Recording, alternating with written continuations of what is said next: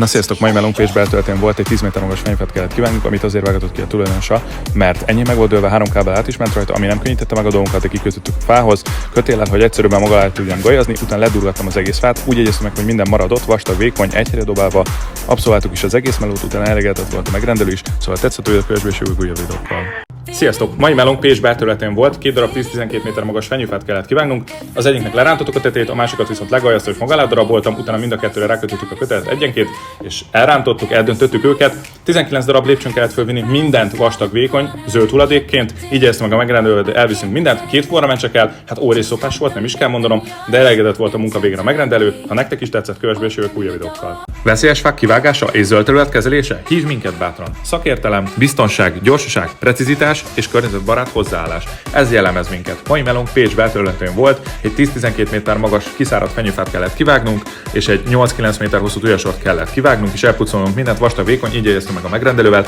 Egy kocsira ment csak el, folyamatosan feldobáltuk, vágtuk, tapostuk, ez volt a protokoll, amúgy maga alá tudtam gajazni az egész fenyőfát, és maga alá tudtam dobálni, a tujákat kidöntögettük, a meló után elégedett volt a megrendelő, szóval tetszett a videó, kövesbe és jövünk újabb videókkal nektek. Sziasztok!